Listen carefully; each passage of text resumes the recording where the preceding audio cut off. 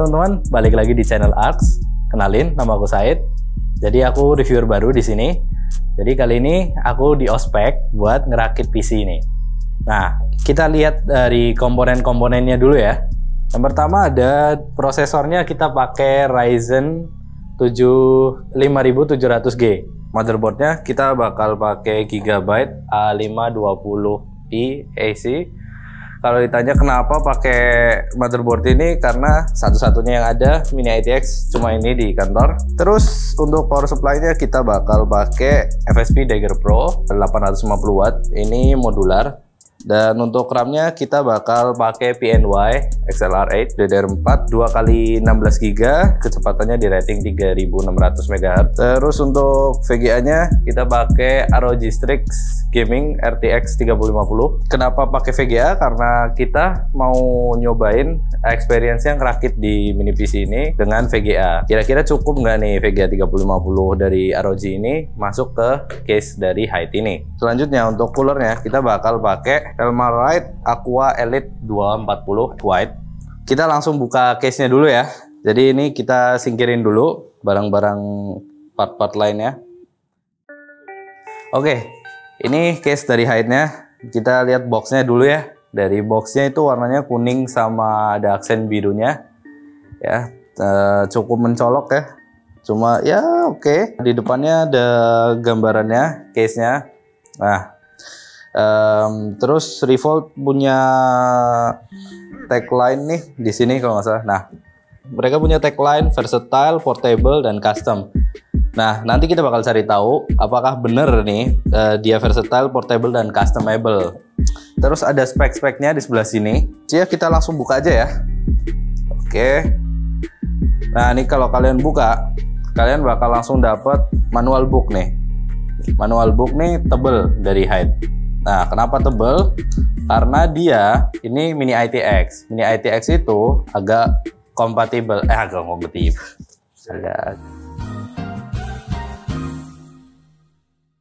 agak complicated nih dia buat jelasin gimana cara masangnya. Jadi banyak hal-hal di sini dalam bentuk gambar. Ya. Jadi kalau kalian males baca buku manual ini, di websitenya Hyte sendiri ada PDF-nya, jadi kalian bisa scroll-scroll di HP kalian. Oke, kita mulai langsung buka ya. Nah, kita mulai buka. Ini pakainya dua kayak gabus gitu ya. Oke. Nah, ini dia case-nya. Ada pegangannya dong. Wes, enak nih. Nah, ini salah satu fitur yang mereka sajikan, yang mereka condongkan juga ya. Jadi mereka punya pegangan ini. Nah, pegangan ini dia Hyte claim bisa sampai 14 kilo di dalamnya. Jadi kalau lebih dari 14 kilo terus ini patah ya bukan salah Hyte ya. Oke, terus di sini, di sebelah sini, di sebenarnya dua arah ini ya, ada pop up buat headset. Nah, ini buat hanging headsetnya ya. Jadi kalau kalian punya lebih dari satu headset, kalian bisa taruh di sini. Simple juga sih, masukinnya juga sistemnya masukin pencet, udah kekunci dia di dalam. Sama kayak pegangannya. Nah, di sini di dalamannya, kalau untuk bagian sampingnya kecuali bagian atas, dia ini semua screwless, jadi bukanya tinggal kayak gini aja, kita tarik. Nah di sini dalamnya ada magnetic dust filter, pastilah ya, case harga 1,8 masa nggak ada magnetic dust filternya ya. Oke, terus selanjutnya, nah khusus bagian depan dan belakang, ini bagian belakang ya, bukanya nggak dari samping karena dia ada buat tangan kita masuk. Nah, masuknya kayak gini, angkatnya tarik aja dari bawah. Nah, jadi kalau buka dari samping agak susah, mending dari bawah aja kalau yang buat depan dan belakang. Nah, baru nanti kalau yang samping lagi dari samping lagi nggak apa-apa. Oke. Nah, ini bagian depannya nih. Nah, bagian depannya nih ada I/O portnya dulu ya. I/O portnya dia ada USB Type-C 3.2 Gen, terus ada 2 USB Type-A 3.1 sama audio jack. Nah, audio jacknya dia pakai besi nih, 1,8 juta, emang beda. Oke, kita mulai buka aja ya teman-teman. Oke, sip. Nah, udah nih, tinggal kalau bagian atas kalian mau buka, ini ada skrunya, 2 di samping sama di arah satunya lagi ada skrunya. Ini buat buka topnya. Dia juga ada magnetic dust filternya. Jadi untuk kali ini kita nggak buka dulu karena nggak ganggu. Di dalamnya kita bakal dapat satu kotak kayak gini. Kita buka dulu ya. Dalam kardus ini udah pasti perintilan buat case ini kan. Nah, jadi apa aja di dalamnya? Ada audio splitter ya, buat split, karena tadi di depan tuh cuma satu colokannya. Jadi antara kalau kalian mau nyolok buat mix sendiri, sama dalamnya ada skru-skru, cable ties, sama buat dudukan VGA. Oke. Udah, habis itu kosong, nggak ada isinya lagi. Oke, kita bahas case-nya ya. Case ini dia bisa buat AIO water cooler. Mereka klaimnya bisa 240 sampai 280 mm buat radiator yang dual fan. Tergantung fan-nya ukuran berapa ya berarti. Untuk ketebalannya sekitar 35 mm. Kita harus buka dulu skrunya. Ada 4 skru, 1, 2, 3, 4 di sebelah sini. Oke, kita buka dulu ya.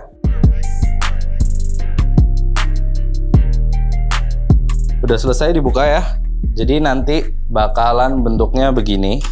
Case-nya nanti ketika dibuka tadi skrunya, kita masih bisa nempel dia sama case-nya. Nah, ini hinge, nanti kita naruh radiatornya sama fan-nya. Berarti mungkin radiatornya di sini sama fan-nya di dalamnya. Terus ini tempat motherboard-nya teman-teman.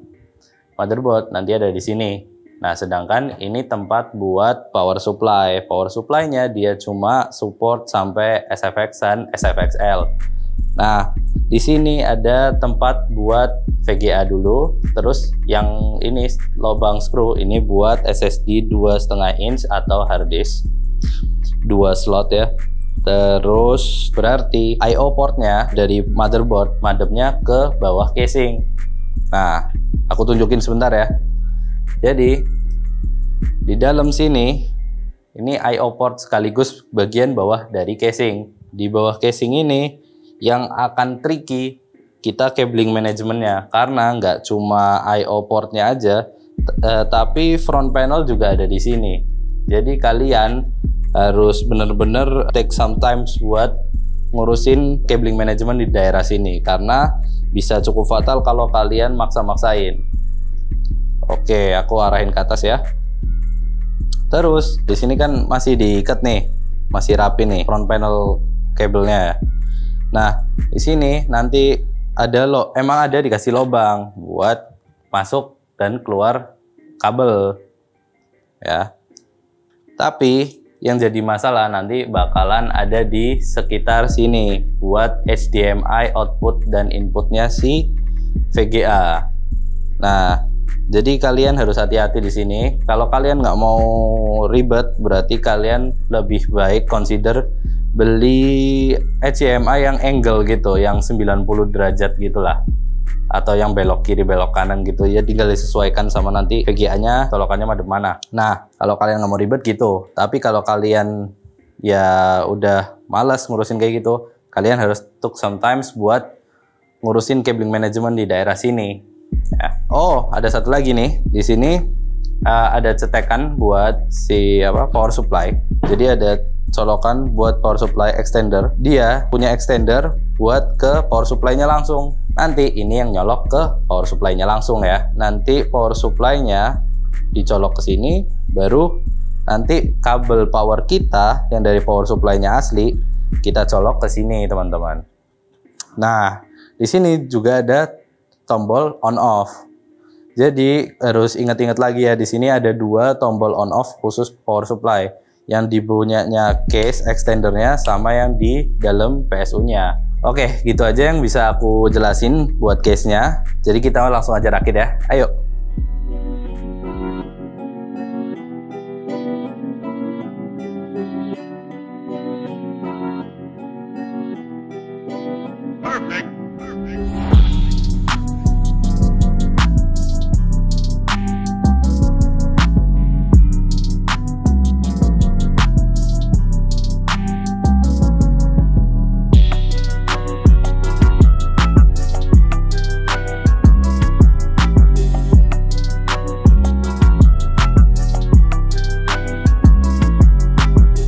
Oke, jadi kita nemuin masalah nih buat masalah power supply-nya.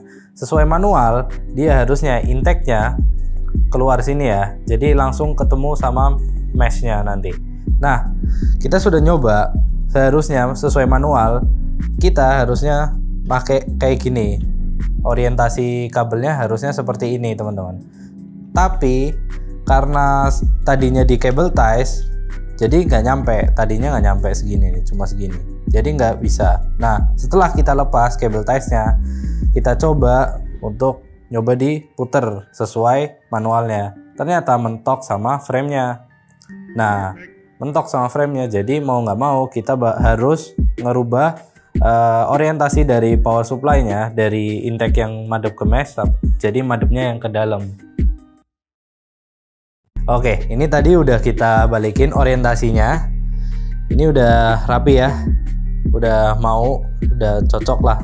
Nah, kalian kalau mau beli case ini, kalian harus perhatiin baik-baik masalah power supply ya. Kenapa maunya kayak gini? Sebenarnya di case di manualnya dia nyuruhnya keluar, tapi tadi kan udah kita coba bareng-bareng kan, udah mentok dan itu berbahaya buat kabelnya. Nanti masalahnya muncul lagi karena intake-nya nanti madepnya ke dalam, nanti akan rebutan sama water cooling kita AIO, sama kipasnya nanti bakal rebutan dia. Tapi ya ini kekurangan dari case dari height ini.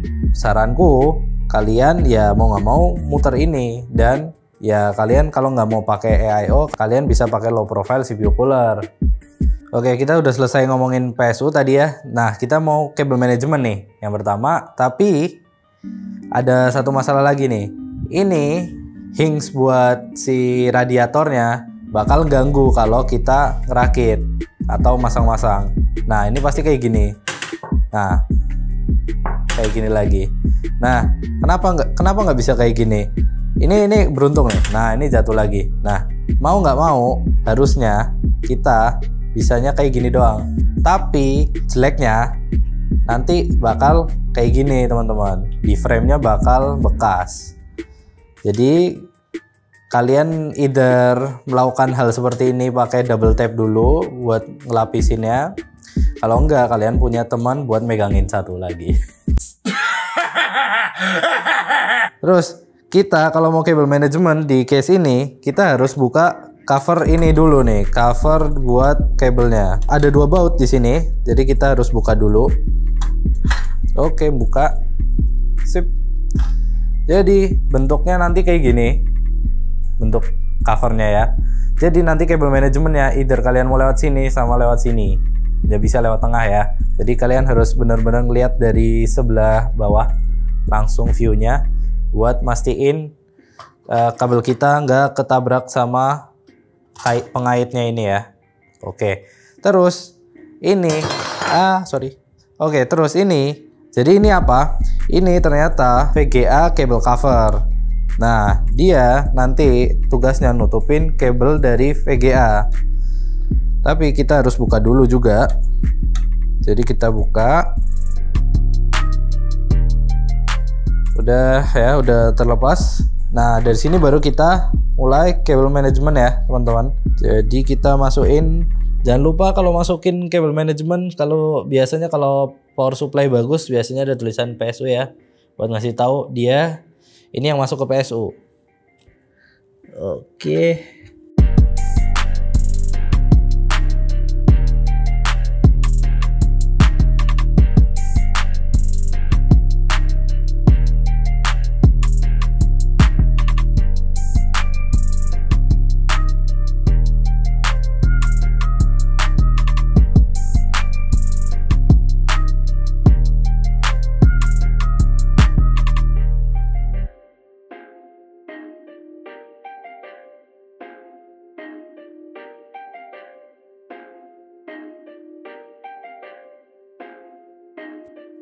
Oke, jadi kita nemuin kendala buat radiator 240 mm ya. Jadi radiatornya sesuai manual kita harus masangnya seperti ini. Jadi mau nggak mau harus melungker gini, muter untuk selangnya. Nah, tapi menurutku agak riskan. Kenapa? Karena nanti airflow-nya dia bakal ngambil dari sekitaran sini aja, karena VGA sudah masukin intake ke sini. Nah, sedangkan buat radiatornya cuma bisa ambil di sekitaran sini dan dari sini. Nah, belum lagi ada kabel-kabel melintang front panel dan selang radiator. Jadi lebih baik kita bakal ganti pakai CPU cooler. Nah, CPU cooler apa yang kita bakal pakai? Kita lihat di gudang dulu ya.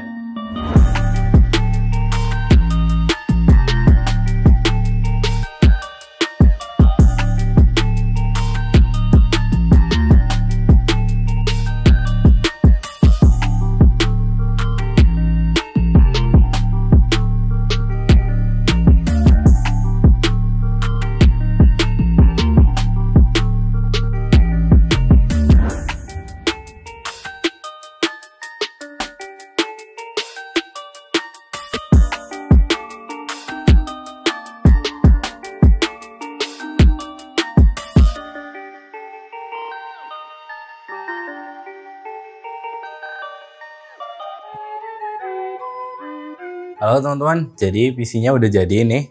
Setelah melalui proses yang panjang, dapat wahyu dari sana sini, salah satunya Uncle Hani sama Ko Indra. Tapi setelah itu aku nggak akan ngomongin kesimpulannya dulu, tapi kita harus uji dulu airflow-nya gimana, apa dia panas atau gimana. Oke, langsung aja kita uji ya.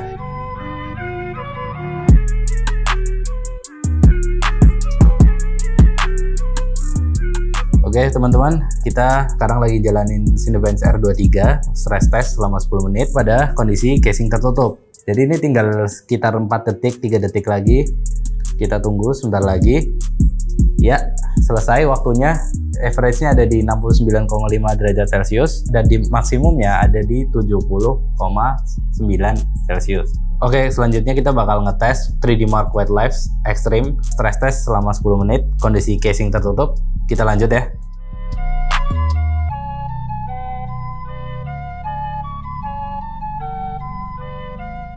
Oke teman-teman, kali ini kita ngetes 3D Mark White Life Extreme stress test selama 10 menit. Ini udah ada di 9 menit menuju 10 menit, udah tinggal 15 detikan lagi. Untuk GPU temperature-nya sekarang average-nya ada di 57,3 derajat. Terus untuk maksimumnya ada di 58,1 derajat. Terus untuk GPU hotspot temperature-nya average-nya ada di 69 derajat dan GPU hotspot temperature maksimumnya 69,7 derajat.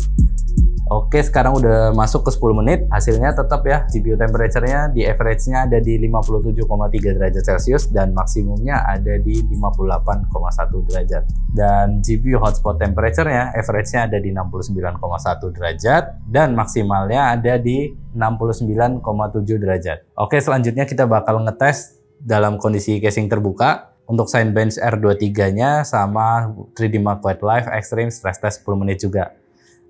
Sekarang kita bakal buka salah satu side panelnya buat ngetes 3D Mark White Life-nya sama Cinebench-nya. Kondisinya terbuka untuk satu side panel aja ya.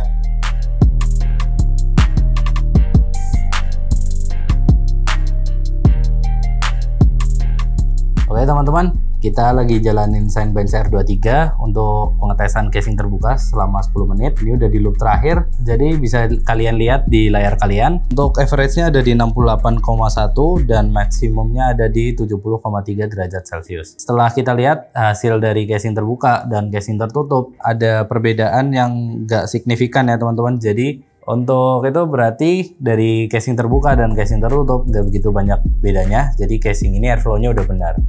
Oke, kita lanjut ke pengetesan 3D Mark White Life Stress Test selama 10 menit dengan casing terbuka.